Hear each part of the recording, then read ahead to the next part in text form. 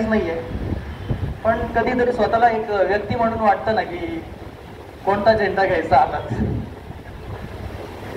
म्हटलं बाकीच्या सगळ्या पक्षांना आपण नक्कीच त्या सर्वांची सगळं चांगले संबंध आहेत आपले, तो काही विषय नाही.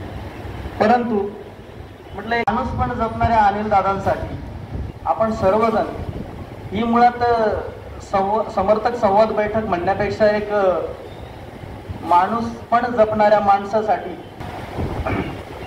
मुळात आजचं जे काही राजकीय परिस्थिती आहे ती पक्षीय बाजूला ठेवून आपण अनिल दादांसाठी सर्वांनी उभं राहायला काही हरकत नाही असं मला वैयक्तिक वाटतं. नाही त्याच्याशी वैयक्तिक त्याची काय अपरिहार्यता असेल किंवा काय जे काही असेल ते आपल्या देश काही पाठीशी उभे राहाल अशी मला एक खात्री वाटते.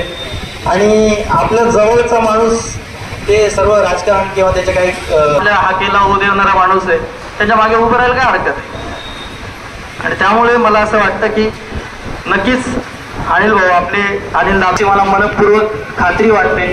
आणि शेवटी मला फक्त एवढंच सांगायचं आहे की नाशिकच्या निवडणुकीत एकच पक्ष, नाशिकच्या निवडणुकीत एकच.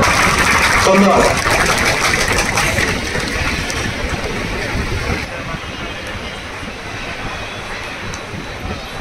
खूप छान बोललात सर.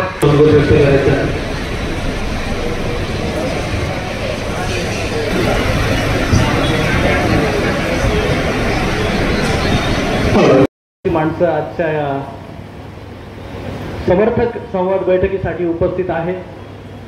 या सर्वांना या ठिकाणी बघून होतोय आणि तुमच्या सर्वांचं दर्शन घेऊन देखील मी आज खूप आनंदी होतोय.